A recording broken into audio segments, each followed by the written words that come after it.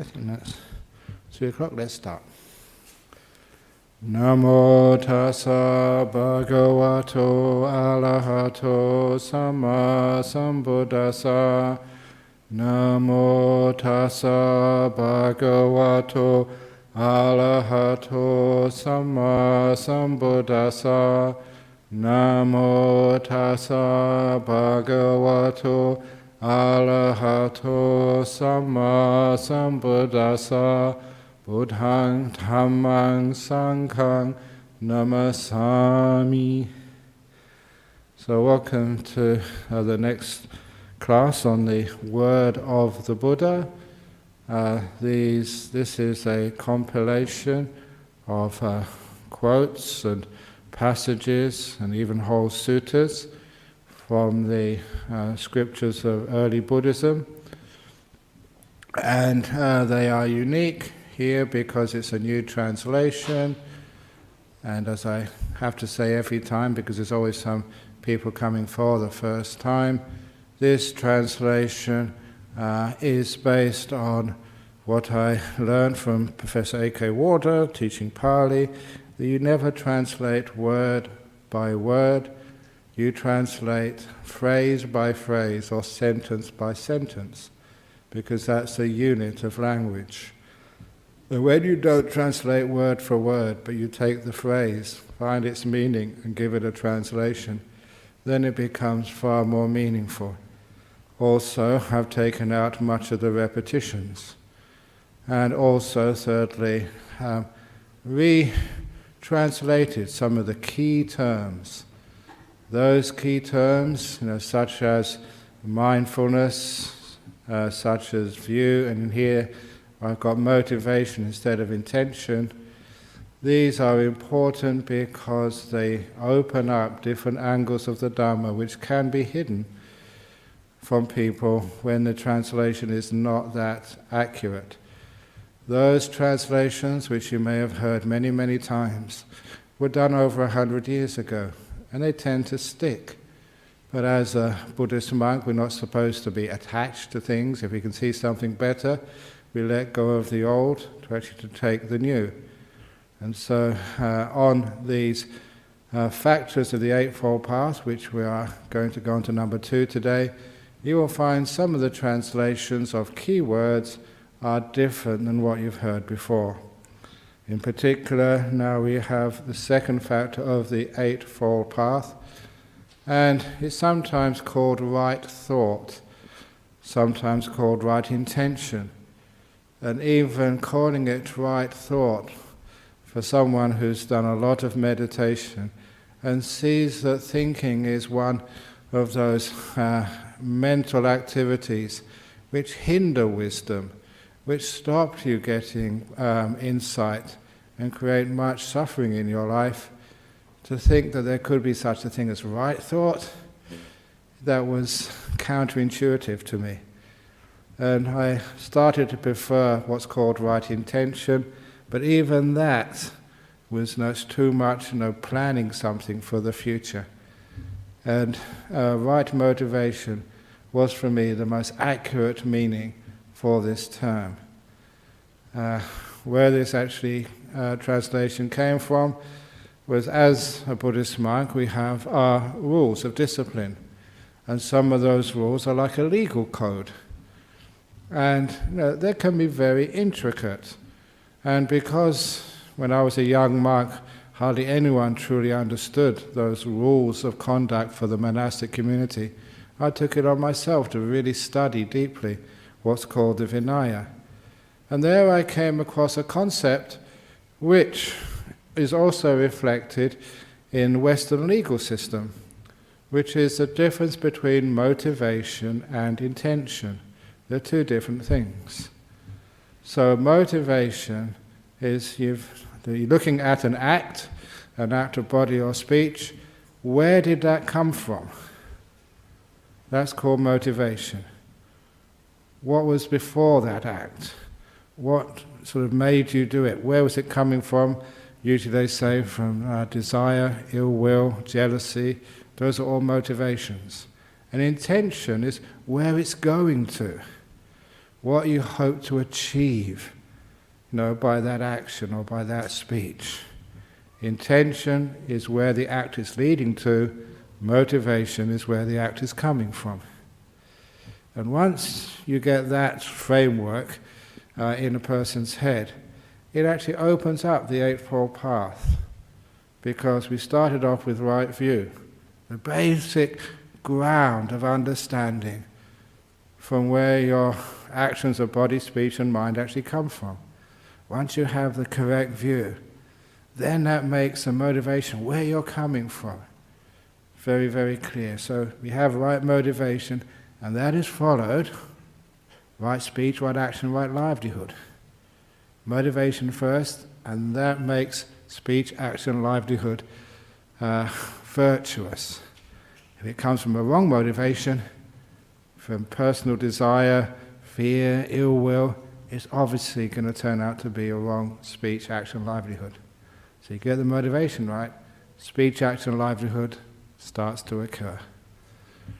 Where's it going to? The endeavor, which is a new word for what most people call right effort. Effort, that translation has caused a lot of problems for many, many Buddhists, many meditators especially, putting forth immense effort and just getting more stress and even injuring your own body, let alone your mind. Too much effort. And then, of course, the mindfulness, which is a brilliant translation, and instead of concentration, which is something you do, stillness, which is something which happens, not something you do.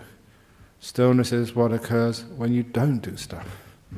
So there's new translations here, which is one of the reasons why it opens up new angles on the Buddha's teachings. So we start off here with, we've spent a couple of, or 2 or 3 sessions on right view. Now we get to right motivation. These are standard explanations, definitions of right motivation, first of all from the Digha Nikaya. Actions of body, so what now is right motivation? Action of body, speech and mind, coming from a motive of renunciation, coming from a motive of kindness, and coming from a motive of gentleness. This is called right motivation. This is nekama, which means letting go, renouncing, not trying to accumulate things and get more stuff, but seeing how much you can let go to renounce. Ajahn Chah would often say this again and again and again. If you meditate not to get more things, not to attain more things, not to get more certificates which you can hang on your wall, Sotapanna, once returner, 4th jhana achiever. It's not to get things, it's to renounce things, to let them go, to have less. And straight away that can change a person's practice of Buddhism. We're not here to become great beings, and we're not here to get more attainments and to show off. We're here to actually to disappear, to let go, to renounce stuff. And of course, that also means to renounce the past, renounce the future, renounce as much as you can. That by itself, nekama. Usually they say that when a person becomes a monk or a nun, they renounce. But that's just only on the outside. It's renouncing everything here. So renunciation. The next one is coming from a motive of kindness. When I first looked at the Eightfold Path, I said, where is the compassion? Where's the kindness here? I couldn't see it. And then when you look at right motivation number 2, and it fully explained, this is the second factor. In Pali it's called avyapada. Avyapada means the opposite of ill will. But the opposite of ill will, that's just a word-by-word translation. You look how it's actually used, what it means. It means metta, compassion, kindness. This is a motive of kindness. You're coming from kindness. And you're coming also from a motive of gentleness. The gentleness, the word is very well understood by people these days, thanks to Mahatma Gandhi, ahimsa. And he made that famous by not being violent, being maybe uncooperative to the government if the government is misbehaving, but not being violent, not being aggressive. Is ahimsaka philosophy, which comes from the second factor of the Eightfold Path. So this is about where are you coming from? From gentleness, from kindness, and from letting go. And that is so important. When you say renunciation, letting go, sometimes I call that making peace. And that's what you see on the t-shirts, making peace, being kind, being gentle. That is a translation of the second factor of the Eightfold Path. That is called right motivation. That's an essential part of the path. It's where you're coming from. And so many people I've seen, they don't make progress in meditation or insight because they're not focusing on this factor. They're not renouncing anything, they're trying to attain more things, to gain more things. It's the Tibetan Buddhist monk Chogyam Trungpa, who was very questionable in many areas, but he was a person who coined the word spiritual materialism. Just like people have materialism in the world. Now, how big is their house? How flashy is their car? How expensive is their clothes? That's materialism. We also have spiritual materialism. How enlightened are you? I'm more enlightened than you are. Nah, nah, nah, nah, nah. Unfortunately, that's very childish, but you see that. So that spiritual materialism is overcome when we renounce. It's letting go. And the kindness as well. There is no place in Buddhism for masters with sticks going behind you and hitting your back when you get sleepy. There's no place for Buddhist monks or nuns shouting at you. It's kindness and it's beautiful gentleness, whatever we do. There is no place for asking you to sit down 2 hours, 3 hours, and you're hurting yourself, you're killing yourself. That's far too aggressive. It's not gentle, it's not ahimsaka. So this is one of the most important factors of the Eightfold Path. There's a motive of renunciation, kindness and gentleness. That is called right motivation. And what are unwholesome motivations? Sometimes you know what a thing is by looking at its opposite. And these are motivation of desire for the world of the five senses. Anything to do with the world of the five senses, anything like that. That is the opposite of renunciation. For aversion, I don't like this, I don't want this. And also of cruelty. Now, from what do these unwholesome motivations originate? Where do they come from? What's their cause for the unwholesome stuff? They arise from perceptions in this world which cause, desire for the world of the five senses. A man looks at a beautiful girl, and if you get the wrong perception, then you can have like the lust, thinking that it's going to create you such happiness. You may have the perception of a Ferrari car, and you think, wow, I would like one of those. And that's sort of wrong perceptions. Perceptions are always sees only a part of what's out there. You see the attractive part. You see the Ferrari car, you just see the beautiful, sleek model, and you don't ever see the fact that this is Perth and you cannot go over 110 kilometers an hour on the freeway. So it's a waste of time, let alone how much it costs. But sometimes people have those perceptions and they are not the full perceptions, and so they only perceive what they want to see. An aversion of cruelty. So it comes from wrong perceptions. A word of those unwholesome, this is a very deep point, but I'll put it in here because, again, it mentions jhanas. Where do these unwholesome motivations cease without remainder? They cease in the first jhana, these deep meditations, because in those first jhanas you have no more perception of the world of the five senses. The body is gone, sounds, sights, smells, and tastes, and even perceptions of those things, thoughts of those things are gone. It's not just the five senses are gone, but even the thoughts, anything to do with it, is totally gone. You're in a world which is separated from this world in which most people live in, the world of the five senses. So that is why the wrong, unwholesome motivations, they all cease. In that first jhana, they're not to be seen at all. But there is still the wholesome motivation. There is still a little bit of will, motivation left in the first jhana, as I said to you many times. So where do the wholesome motivations, the motivations of renunciation, kindness and gentleness, where do they originate? They arise from the perceptions of these things. You perceive the importance of letting go of kindness and gentleness. And where do those wholesome motivations cease? Without remainder, they cease in the second jhana. Because in the second jhana there's no motivations at all. Nothing can move you. You are perfectly still. So I mention this because it just supports what I've been teaching for so many years.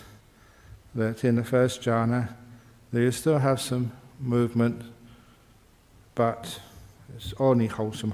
You're letting go. It's very kind, very gentle. In the second jhana, nothing moves at all. It doesn't say too much about right motivation, which is one of the reasons why that people don't understand it, not explained enough. But it's very simple, very clear.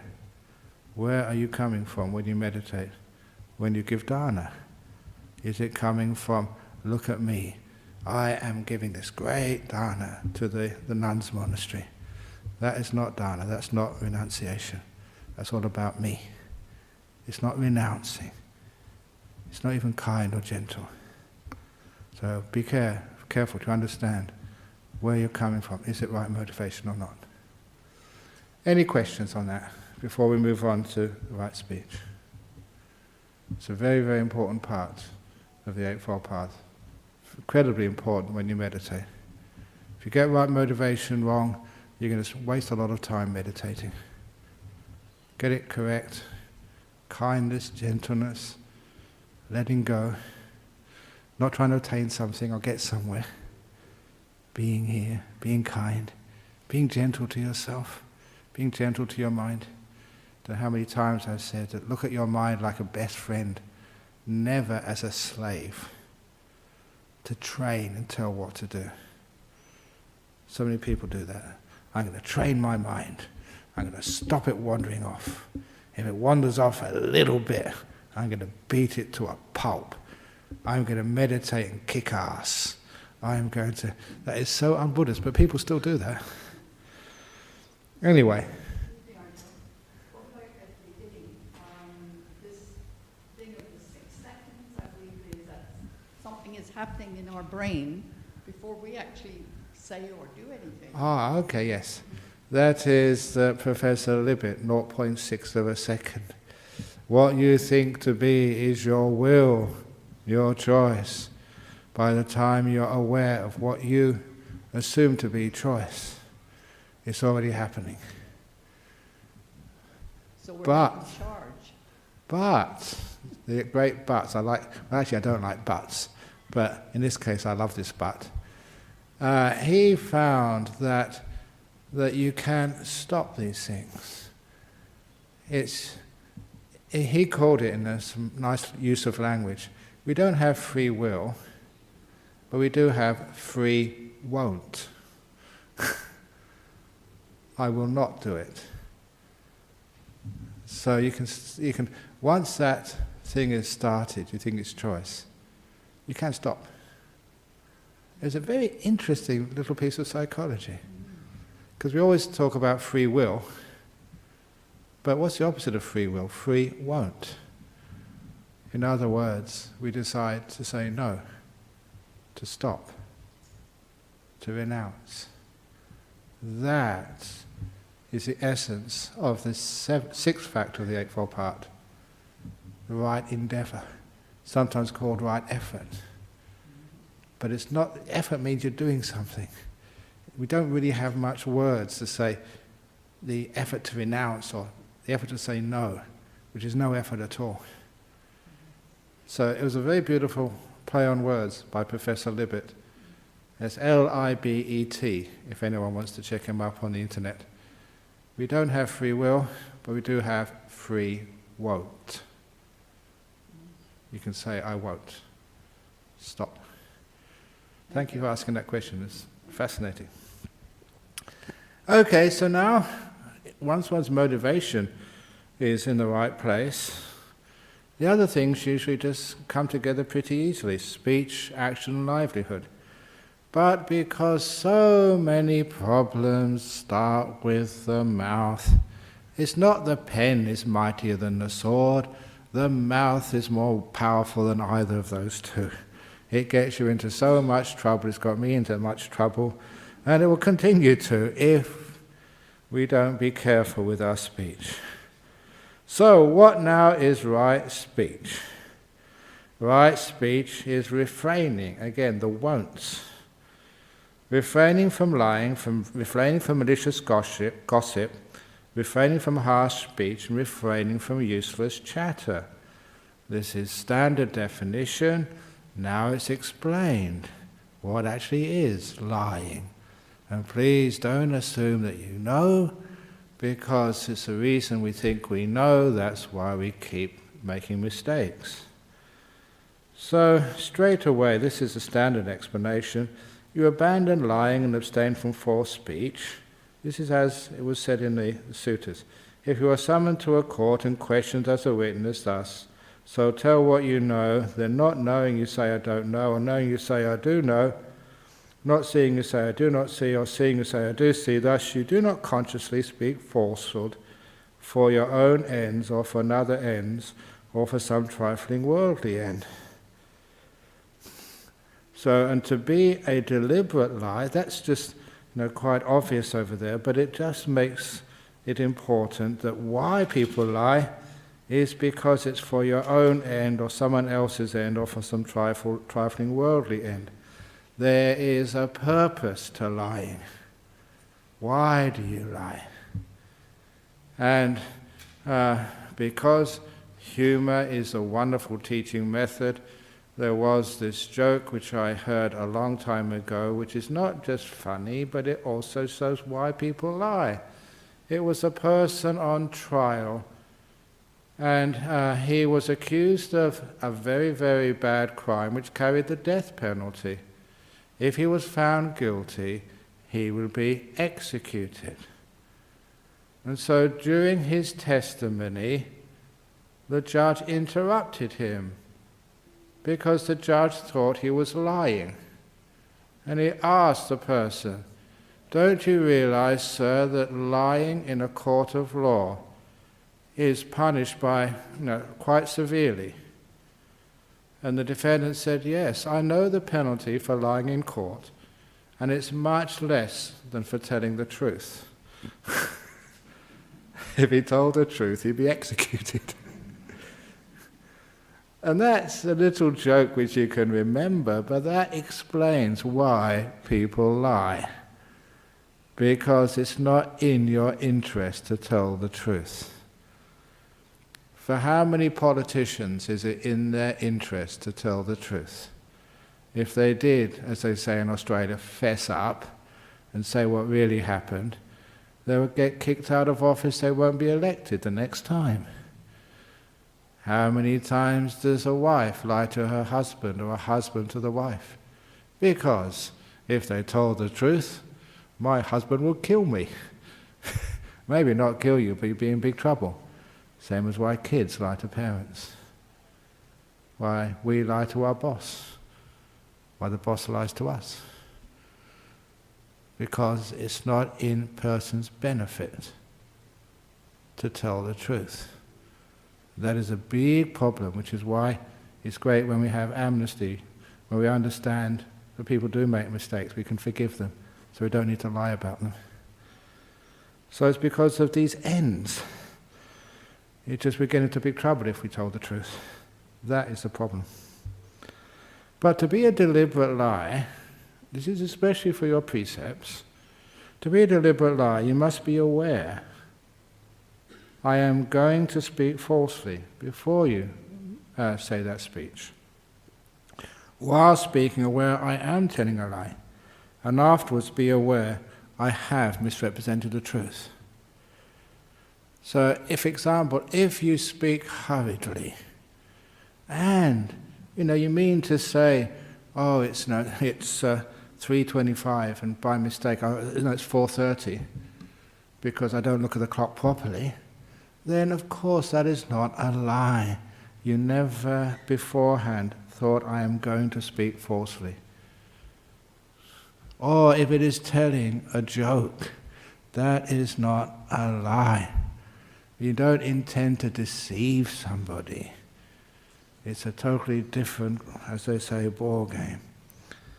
And so you have to know before, during and afterwards, I'm going to speak falsely, I'm telling a lie, and you've misrepresented the truth afterwards. So it has to be really intentional, deliberate. And that's from Vinaya Parajika Forest, monks' rules. And also, for the monks' rules, it doesn't say this is part of lying for the lay community, but it's very important, and I would like people to practice it, is that if you make a promise and deliberately realize as you're making a promise, I'm not going to do this, then that is like lying. It's misrepresenting the truth. If I promise, to go to your house for a dana, you ask me, Nim, can you please come to my house? I want to feed you. It's an important day for me. Like, yeah, sure, I'll go. And I have no intention of going. Making a promise which you don't intend to keep is lying for a Buddhist monk. That's why I don't accept invitations lightly. If you invite me, if I promise to do something, then I have to do it. It's compelling. If it happens that I can't just do it, I get sick, or that something happens which prevents me, then of course it's not breaking my promise. I tried to do it, but it just didn't work out. I was situations beyond my control.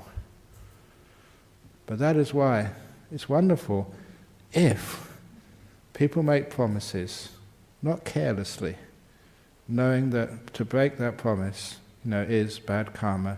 It is a type of lying, which means that when people do promise to do something for you, you can trust they'll do it. What a beautiful world that will be. They're going to be there to pick you up at a certain time. They're going to be there unless something very, very difficult happens.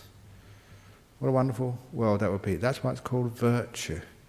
It leads to happiness.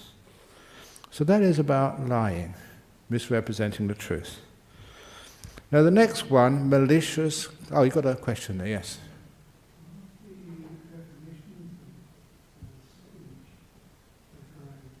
Yeah?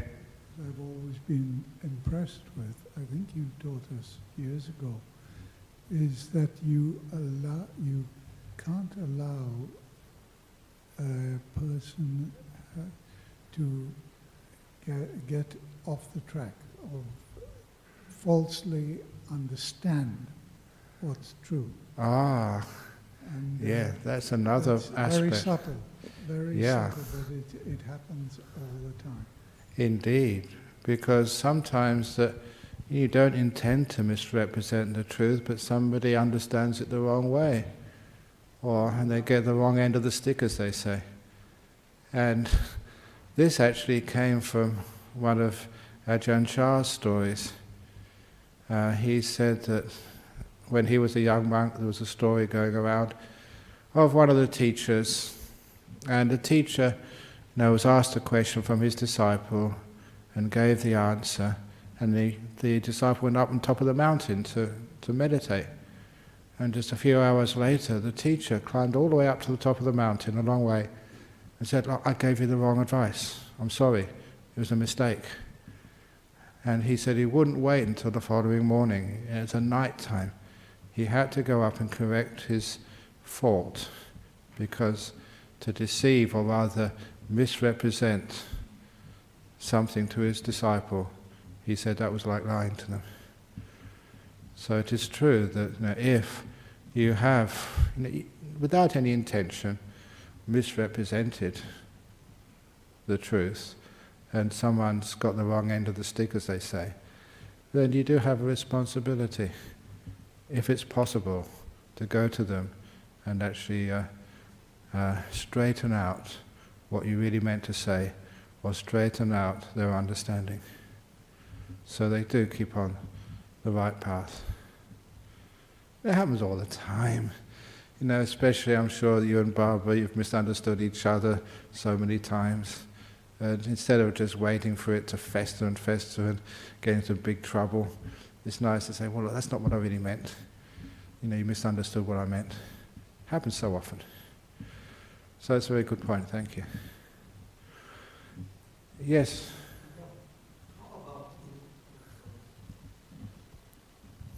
How about lying, but without bad intention, As for example, like someone invites you to their party, and then you don't feel like going, Instead of saying, oh, I don't feel like going to your party, you say, oh, I can't go because I've got other commitments. It's a lying. Yeah, sometimes it can be a lie, but there's other skillful means. So, you say, well, I'll consider it, I'll get back to you. Or somebody once told me about, I think it was in Holland, during the occupation and Second World War.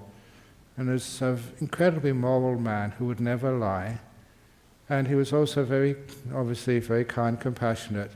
In his house, like in many houses, he was hiding a Jewish family who, if were caught, would be sent to the concentration camps, gassed and killed. So he was hiding, just like the story of Anne Frank. He was hiding these people in his house, and of course the security forces, I think they're called the Gestapo, knocked on his house, as they were knocking on everybody's houses, and say, have you got any Jewish people in here? If he told the truth, then he would be probably killed, and so would the people in his house. But he could not tell a lie. And so you know what he said in his biography? He said, come inside, look for yourself. And they said, thank you, sir. And they left. He had such a great sort of strength of moral character, and his openness was such that he got away with it without lying. So it's interesting just how far a person can go. And just sometimes you don't need to lie, even in those sticky situations. Because what happens if you do make a lie like that, it just becomes something which gets easier and easier. You cross the line, and it gets easier and easier to tell lies. White lies get more and more grey with time until they go black. They don't stay white. You tell a lie, you can justify it, but it gets worse and worse. That's why there are no exceptions here, for false speech. Sometimes you look through it, so there must be an exception somewhere, but there ain't. Why? So anyway, the next one is abstaining from malicious gossip. And of course, this can be even worse. You abandon malicious gossip and abstain from talk that causes division. Having heard something, you don't repeat it in order to divide people from one another. You don't sort of say, have you heard what those Christians are up to? Have you heard, what those people on the other temple next door are doing? Trying to divide people. Instead, you are one who reunites those who are divided, a promoter of unity who enjoys concord, rejoices in concord, delights in concord, a speaker of words that promote concord. So most of that malicious gossip is divide people, us and them. And gossip is perhaps one of the worst of the speeches. In fact, they always say that gossip is probably, of those 5 precepts which a lay person has to keep, that's probably the worst to break, malicious gossip. And if you don't understand that, I can't resist telling this story of the 4 priests who had a conference And over lunch, they were sitting together, having their lunch together. And one said to the other, this morning we were talking about confession, how important it is that we share everything, even if we made a mistake, that we bring it up and tell our friends. And so he said, I have a confession to make. I know it's very difficult to say this, but every Monday is our day off. Any wine left after the confession, I drink it. And I also go to the bottle shop and take as much liquor as I possibly can. He said, I'm an alcoholic, said the priest. And the other priest said, well, you've been hiding it so well, we never suspected that. It's a terrible thing to do for someone who's a moral leader, to be an alcoholic. Never mind, you've confessed, maybe we can help you. And then the other one, next one, sort of said, well, it's a bit hard, but seeing as how you confess to be an alcoholic, he said, I'm a gambler. He said, I'm addicted to gambling. Sometimes I take some money out of the donation box. You know, I intend to pay it back. And I bet on anything, on horse racing, you know, on TV gambling. I'm an addicted gambler. And I have big debts, he said. And the other three priests, that's a terrible thing for someone in your position, you know, to be stealing and gambling. And they looked at the third person and said, well, what's your thing you like to confess? And he said, I don't really want to tell you, but they had to force it out of him. He said, it's adultery. There's one of the women who comes to his church. They've been having an affair. She's married. That's terrible. Well, you should do a thing like that, but it's wonderful. Isn't it wonderful you can actually confess to your friends? They asked the fourth priest, so what's your worst sin? And he said, look, don't ask me. Don't go there. He said, no, surely you can tell us. We've told you that alcoholism, you know, gambling, adultery, surely it can't be worse than that. He said, yeah, it is. It's much worse. What is it? He said, well, look, whatever I hear, I have to tell all my friends. I'm a gossip.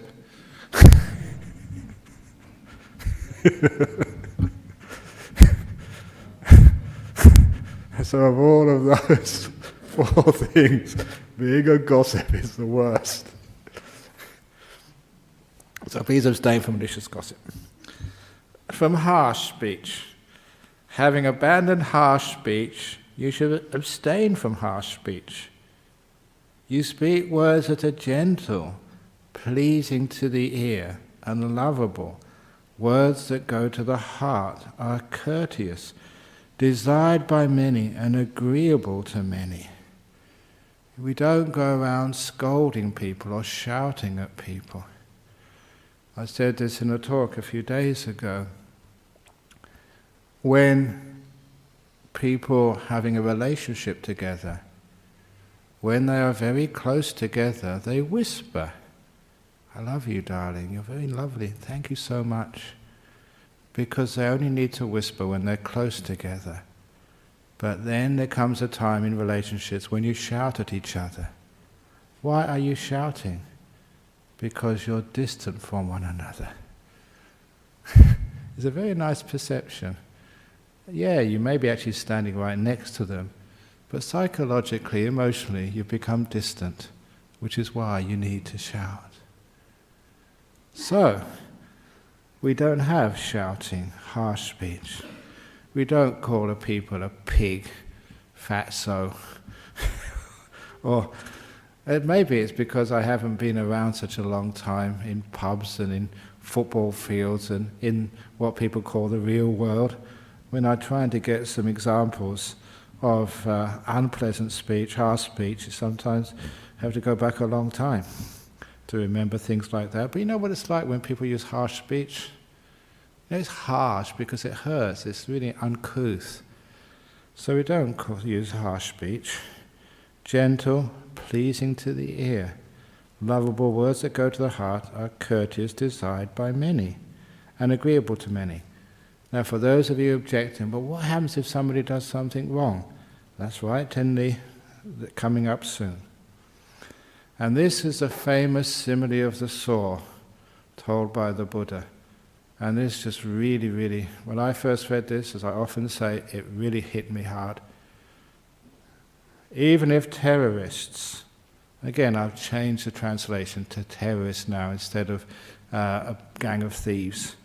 If terrorists were to torture you, such as by savagely cutting off your limbs with a two-handled saw, actually I think the last time I told this, I said with a serrated kitchen knife, because apparently that's what the Islamic terrorists did to people, cutting off their head with a kitchen knife. Such as savagely cutting off your limbs with a two-handled saw, one who gave rise to a mind of hate towards them would not be carrying out my teaching. Instead, you should train yourself thus. My mind will remain unaffected, and I shall speak no bad words. I shall abide compassionate for their welfare, the people torturing you, with a mind of loving kindness, without inner hate. I shall abide pervading them with a mind imbued with loving kindness, and starting with them I shall abide pervading the all-encompassing world with a mind imbued with loving kindness, abundant, exalted, immeasurable, without hostility, without ill will. Thus is how you should train. That is such a hard ask. Not one thought of ill will for people who are torturing you. Now, it doesn't really matter whether you think that's possible or not. What it does, it sets the bar. The person, your boss at work, your partner, and some friend of yours, your ex-partner maybe. Yes, they may be giving you a hard time, but it's much less than torturing you by cutting off your limbs with a saw. So, if the Buddha asks you to have no feelings of ill will in such extreme situations, surely you can manage no ill will when somebody is just niggling you, giving you bad names, cheating you even. It's far less. So I read this, that if you can remain unaffected, speak no bad words to a torturer, surely you should be able to do that when someone is criticizing you unfairly. He really set the boundaries so that I cannot justify ever having bad speech or having ill will even when other people are really hurting me. It's very powerful. That is how you should train. And apparently there are cases. I remember reading of a Tibetan monk who was incarcerated and tortured some years ago in China, and he apparently escaped with some of the torture implements. And being interviewed, they asked him just how could he endure that, and he said, because I remember these Buddhist teachings, and I remembered that if I had one thought of ill will towards my torturers, they would have won, I would have lost. So even throughout that great pain, I always had a mind of kindness towards those people doing this to me. Hard to do, but that was his challenge, and apparently he succeeded. So it can be done. It means that, you have actually succeeded. They hurt your body, but they haven't affected your mind. There's still an area which you can control, and that gives you your sense of integrity. And they don't demean or diminish you anymore. Tough, but when you see it can be done, maybe it can. You can do it too. At the very least, just because somebody cuts in front of you on the freeway doesn't mean you have to sort of honk your horn and just utter bad speech. So that's not torture. So you have thoughts of goodwill towards them. May you be happy and well. Or like I said some years ago when a burglar came into Bodhinyana Monastery and stole our generator, a couple of chainsaws, and what else did they steal? And I told the monks, they can steal our goods, but don't let them steal your happiness. Don't let them steal your precepts. And anyway, the insurance paid for that and we got some new stuff. We actually made a lot out of that deal. It's really good. the burglars listening, please come back. That's only joking. Abstaining from useless chatter. Having abandoned useless chatter, you abstain from unbeneficial talk. I like that translation, unbeneficial talk. You speak at a proper time, speak truth, speak what is beneficial, speak on the Dhamma and the discipline. At a proper time you speak words that are worth recording, reasonable, succinct and beneficial. Because sometimes people say, Ajahn Brahm, why do you tell jokes? I found the benefit in that, in a way of connecting, especially many of the children, your children come to Dhamma talks. You tell a few funny stories and they like coming back again. And sometimes you think that that's all they come for the jokes, but in the middle, it's amazing the brainwashing which happens. They actually learn what's going on. And as a Tibetan monk said so many years ago, he tells jokes because once people's mouths are open, that's when he can throw in the pill of Dhamma. If their mouths are closed, they will never be able to get it in. So, and it's also, I've noticed, like in Bodhinyana Monastery, we have something we call the coffee club, and we always say, oh, we wish no one recorded a speech in that coffee club. But it is beneficial speech, believe it or not, Venerable Sampa, because it does create a sense of bonding, a sense of community, a sense of friendship. It is only just monks letting loose after lunch. So it does create a bond of happiness. And I was really surprised. I always thought the senior monks in Wat Pah Pong, where I grew up, were so serious, until I became a senior monk by myself. And then I went to this big ceremony. It was the funeral of one of Ajahn Chah's senior disciples. And all the senior monks were in this enclosure. They could not be seen by the lay people. And that's when they started to play around. It was so funny. They're like kids. And these were all the really senior monks. You'd be surprised if you've gone to visit them. They look so serious. But when you're gone, they play around. It's just bonding, human beings. And many of them were really, really highly attained. So beneficial speech has a benefit to it. And also the Buddha said that if you speak too much, it's just like anything like dirt, it has no value. Only small amount of speech, it's like gold, very rare. The right way to criticize people, those are the 4 right speeches. To sum up, abstaining from lying, malicious gossip, harsh speech and useless chatter. And the right way to criticize a person, because again, I'm supposed to be a teacher, so if I see someone do something wrong, of course, sometimes you have to point it out to them. But before you criticize someone, this is from the Buddha's own mouth, his words, before you criticize someone, you should be mindful with respect to 5 things and carefully establish 5 things. This also gives another angle to what mindfulness is. It's not just being aware of in the present moment, it's keeping in mind the Dhamma, how you should do things. First of all, is my bodily behavior pure? Do I possess bodily behavior that is pure, flawless and irreproachable? Does this quality exist in me or not? If your bodily behavior is not pure and you do not possess bodily behavior that is pure, flawless and irreproachable, there will be those who say of you, please train your own bodily behavior first. The same with speech. Is my behavior of speech pure? Do I possess behavior of speech that is pure, flawless and irreproachable? Does this quality exist in me or not? If your behavior of speech is not pure and you do not possess behavior of speech that is pure, flawless and irreproachable, there will be those who say of you, please train your own speech first. Thirdly, have I established a mind of loving kindness without resentment to my associates? Does this quality exist in me or not? It's wonderful here. They include here resentment as being an opposite of loving kindness. If you have not established a mind of loving kindness without resentment to your associates, there will be those who say of you, please establish a mind of loving kindness without resentment to your associates first, before criticizing. Fourth, am I learned? And do I retain and understand what I have learned? You may have gone through the courses, but do you remember them?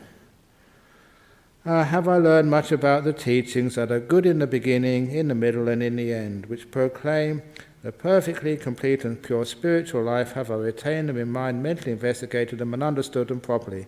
Does this quality exist in me or not? If not, there will be those who say of you, please you learn your own tradition first. Basically, make sure you know what you're talking about. This is especially for the monks. And nuns. Have both monastic codes been well learned and understood by me? Does this quality exist in you or not? If not, there will be others of you who say, please learn the monastic rules first. They're speaking especially about criticizing a monk or a nun, or monks criticizing each other. Now, do you really know the rules, what you're talking about first? You have to know them very well before you criticize other people. Now, number 6, you resolve to speak at a proper time, not an improper time. This is so important. If you need to tell your husband, your wife something, you don't go and slam them with it when they've just come home from work, when they're really tired. You wait for the appropriate moment. Speak at a proper time. And you don't criticize people in public. You take them aside. You don't want to embarrass them in front of their friends. So a proper time and place. You resolve to speak truthfully, not falsely. And you resolve to speak gently, not harshly. And you resolve to speak in a beneficial way, not in a way that causes harm. So if that's going to, that time and place is not going to really cause a benefit to anybody, I often do this. The monks, if they're not behaving properly, I see what's going on. But I realize that sometimes they need to learn that for themselves. If I just tell them, do this, do that, sometimes it's not as effective as waiting for them to see the results of bad behavior or bad speech, and then learning from themselves. So sometimes speaking in a beneficial way is actually keeping quiet, not in a way that causes harm. And most importantly, it's repeated again, you resolve to speak with the mind of loving kindness, not harbouring ill will. And people can actually pick that up so well.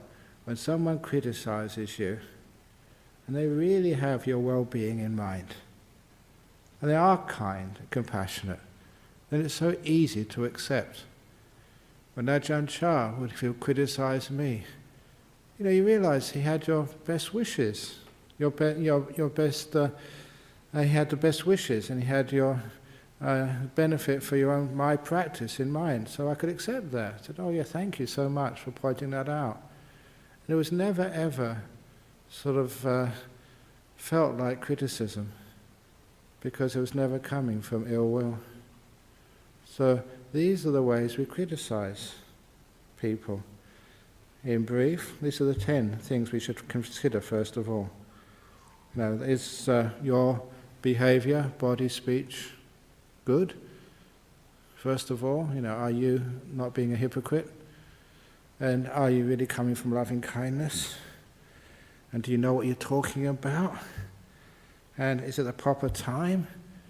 Are you really speaking truthfully? You're not getting the wrong end of the stick again? And gently, not harshly, beneficial, not causing harm, and again reinforcing with kindness. Coming from kindness. Sometimes people think people won't listen unless you shout at them. But actually they hear you, but they don't respect you. But if you speak with kindness, I found in my life as a teacher, more people would actually follow your advice when it comes from kindness. They respect the advice, and they take it with much more weight. So that is how to criticize somebody. Any questions on that?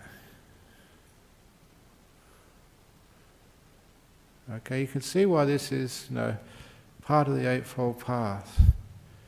Because sometimes that if you have practiced wrong speech, or just what happens afterwards, you create so many problems, which means your mind does never feel free when it gets time to meditate. You just keep remembering all these terrible conflicts which we have, and they just agitate the mind so much you can never find peace. So if you get your speech correct, It's so easy to have a free, happy life, which gives you the space to be able to pursue mental cultivation. You're all busy enough, we always do enough, so we want to simplify our life. Less things which we need to do. And right speech is a very, very wonderful thing. The next part of the Eightfold Path, right action. This is what we do. It doesn't go into great detail here, but when you understand it's coming from right motivation of renunciation, kindness and gentleness, you can understand what right action is, what wrong action is. Things like from the destruction of life, refraining from taking what is not given, stealing, refraining from sexual misconduct. And of course sexual misconduct is like breaking the trust of your partner by having another partner. Here, having abandoned the destruction of life, you abstain from the destruction of life. With the rod and weapon laid aside, conscientious and kindly, you dwell compassionate to all living beings. Having abandoned the taking of what's not given, you abstain from taking what is not given. You do not steal the wealth and property of others in the village or in the forest. Having abandoned sexual misconduct, you abstain from sexual misconduct.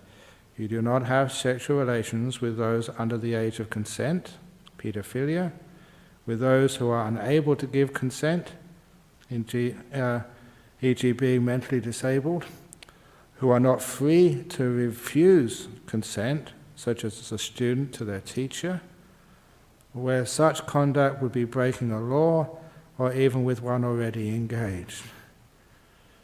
And the things in bracket there are just the EGs of some of the examples which I have added in there, which just shows that when you have a priest or even a monk who has sexual relations with their student, let alone being against the law of many lands, it is also against the Eightfold Path as well. And sexual misconduct includes abuse, rape, and other sort of forceful relationships when the other person is either physically, emotionally, or because of their relationship with you as a student and teacher, a boss and worker, unable really, they have some compulsion, so they can't really refuse their consent. So that is the wrong actions there.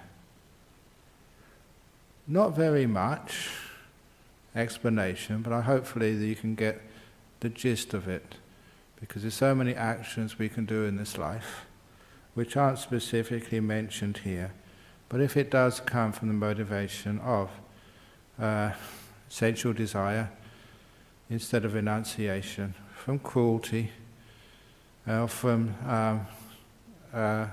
ill will, then of course it's very likely to fall into the wrong action. If it's coming from renunciation, from kindness, gentleness, it's very hard to actually to break this part of the Eightfold Path. Right action follows seamlessly. I've often said to monks and also to lay people that the rules and precepts which we keep are not an imposition on us. Once we train our mind to have things like right view and right motivation, these precepts and monks will become almost automatic.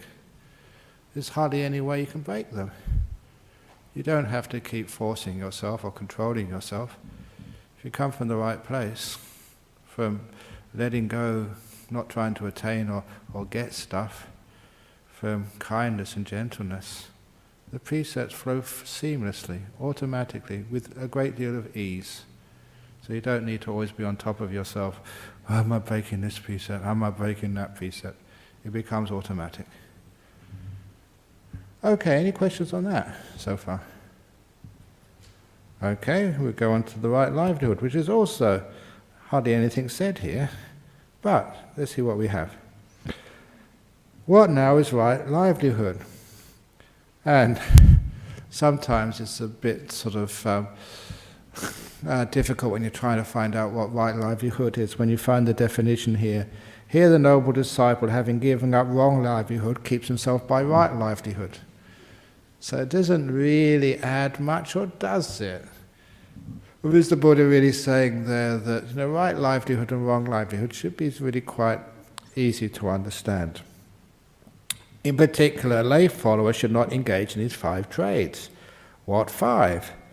Trading in weapons, an arms dealer, trading in living beings.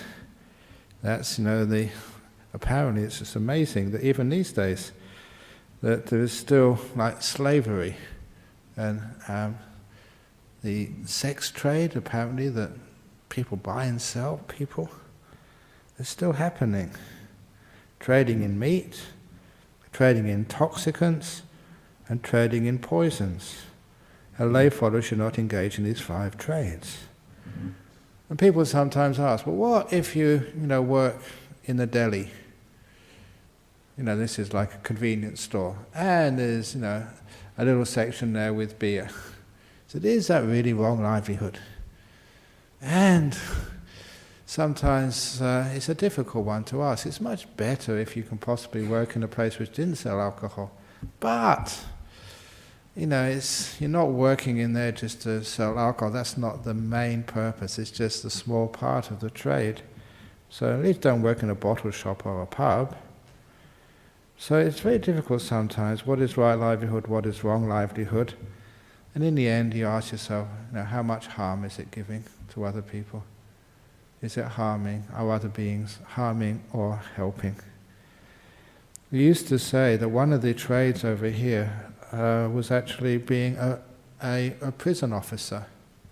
There's many Buddhists who actually work in the prisons, and because I've been to the many prisons, and many other monks have been to the prisons in Western Australia, they're very, very kind people, who are really trying to do the best for the people they work with. But in the time of the Buddha, if you were a prison officer, you'd always be flogging a person if that was a sentence, or executing them. And of course that is really a bad trait, causing such harm upon a person. So sometimes when you look at what the Buddha was saying 2,500 years ago, some of the trades, like a prison officer then, a prison officer today, it's sometimes a different profession. And then we have, like, being... Yeah, say, go on. Better ask when I have a chance. Yeah, go on. So, there's obviously one of the Jataka, that the Buddha in one of his past life, he made the wheel, right, for the chariot. Yeah. So the king sort of commissioned him to make the wheel for the chariot, and he did a very good job. So is that okay or not okay? Yeah, a wheel for a chariot, because the chariots are used in the army to go to war. So is that a good... Exactly, yeah. So is that right livelihood or wrong livelihood? So the wheels are also used for cars to get around in. It's not just to go to war, it's to go from A to B. So it's one of those ethical questions, is that why are you making it for? What's the purpose? And I often quote an anecdote when I was visiting UK several years ago. I was actually picked up from Heathrow Airport by a Sri Lankan Buddhist who was appointed to be the chaplain, the Buddhist chaplain to the British Armed Forces. He was a very good Buddhist, and he told me that they were about to have a weekend seminar for every Buddhist in the British Armed Forces, and would I like to come and give a presentation? And so I did that not so much to serve people. I wanted to find out, how can you be a Buddhist serving in the British Army? And the Australian armies may be okay because they don't go to war. The British are involved in so many conflicts all over the place. So much so that whenever I saw these big pieces of land called Ministry of Defence, I said, that's really a misnomer. It's not the Ministry of Defence, it's the Ministry of Attack. But nevertheless, I saw these people, they changed my mind. I always thought when I first went to that seminar, it would be people who were serving, teaching, or the cooks, or the dentists for the British Army. And I was surprised they were frontline soldiers, men and one woman as well.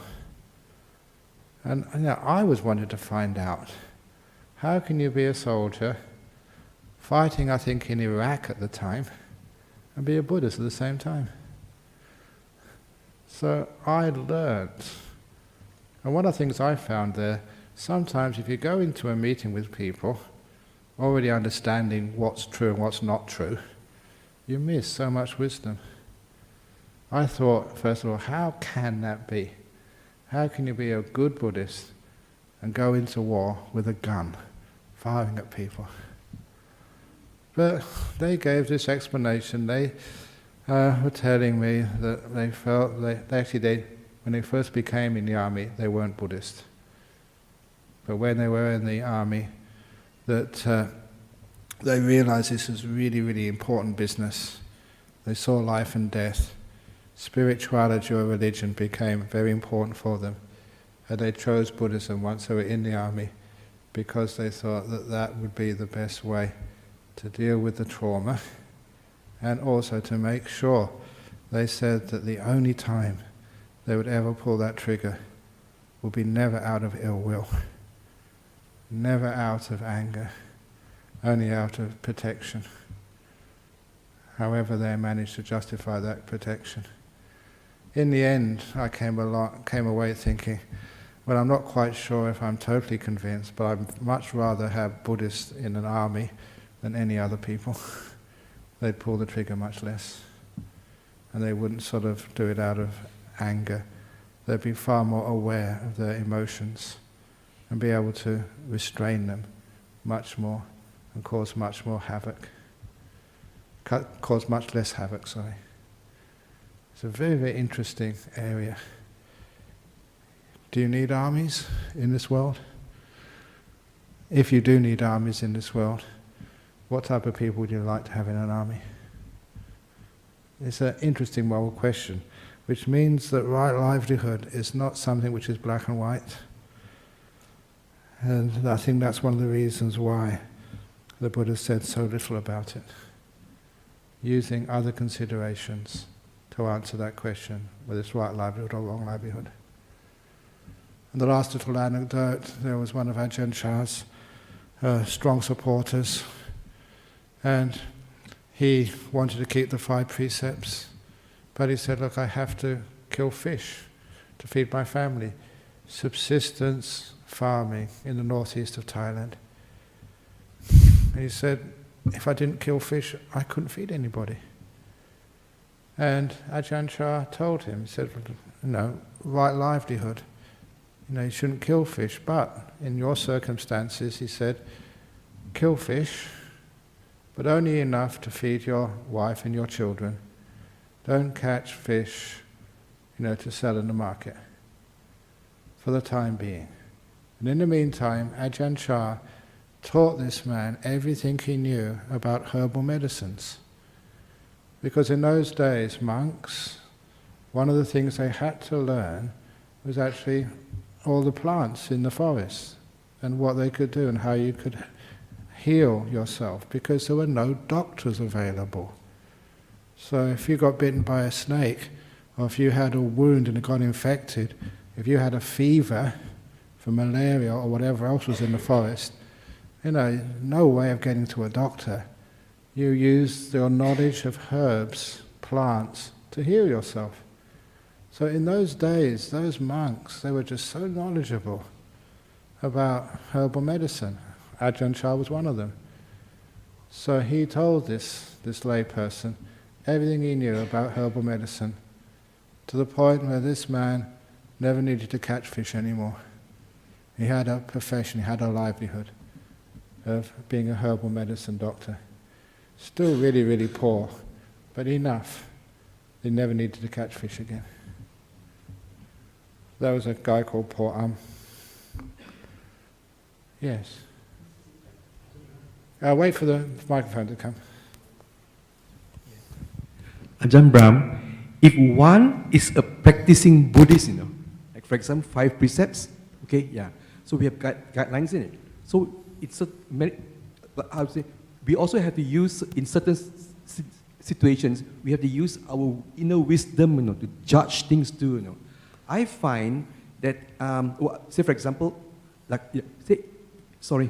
you abide by guidelines, okay, yeah. So if you cross that certain line, there's a reaction, to tell you. You see what I mean? Yes, sometimes. It's like a guiding, something will happen, you think, oh, I've done something wrong. Then you correct Sometimes yourself it's again. a reaction of remorse. You think, oh my goodness, I've really done something wrong. Sometimes it's a reaction of karma, which things happen to you, but that's much harder to associate, some misfortune with a particular deed. And sometimes it's wrongly attributed, to some bad karma. But it is true that you have to use wisdom. But how can you use wisdom on these things? Many people justify the most terrible crimes, and they think they're being wise. So I'd always go back for right livelihood, right action, and right speech. Have a look at your right motivation. Yeah. Because in the law of karma, every action, speech, body is karma, but whether it's good karma, beneficial karma, or bad karma, depends solely on the motivation, not on the act. If it's an act, it's karma. What makes it good or bad, or in between, is your motivation. So if the motivation is pure, then usually the action and the speech, the livelihood are pure. What I mean is, like if you're practicing Buddhist, if you cross that border, there's the reaction back, to guide you, that you've done it, you overdone it, edit this thing, and then... Sometimes it is, but sometimes, as any psychologist knows, we can go into denial. We can go into just the most amazing justifications of why it was important to do that crime. So many mass murderers, so they do this because they wanted to clean up Northbridge. They want to get rid of the bad guys. They want to get rid of the big cause of trouble in this world. You can justify things very, with denial. But that's why, go back to the right motivation. Where are you coming from? It's not what did you do, but where was that coming from?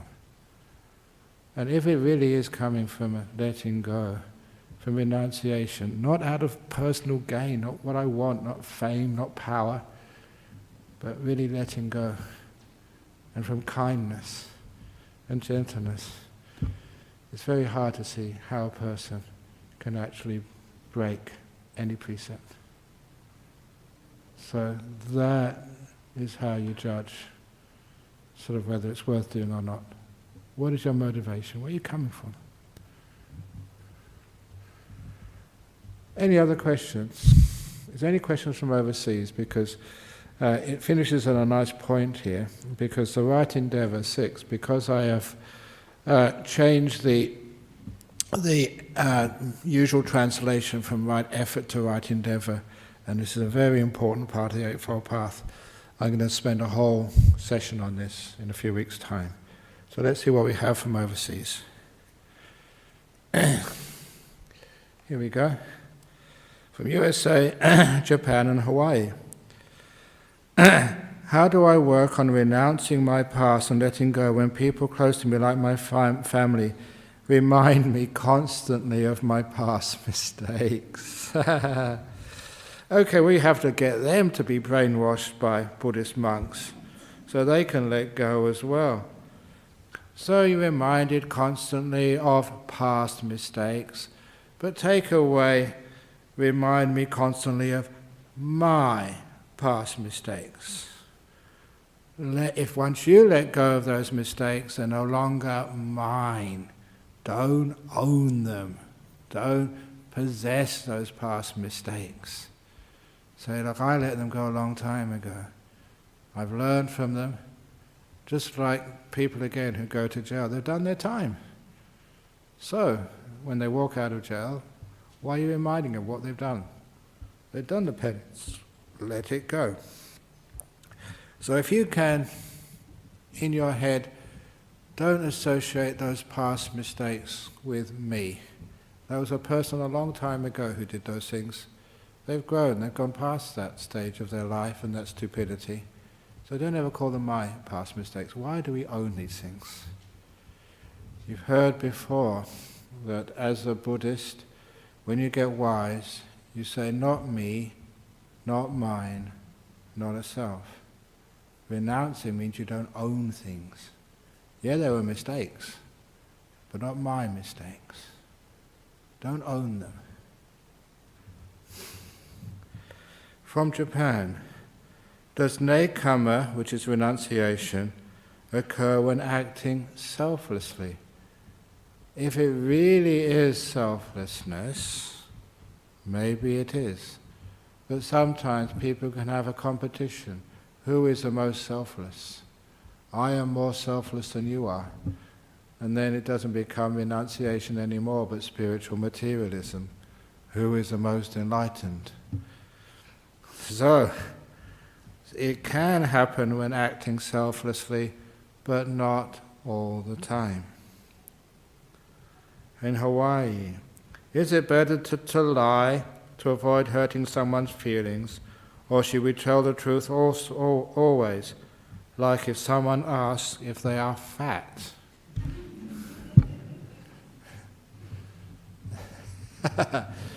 So I don't know who you're referring to there, but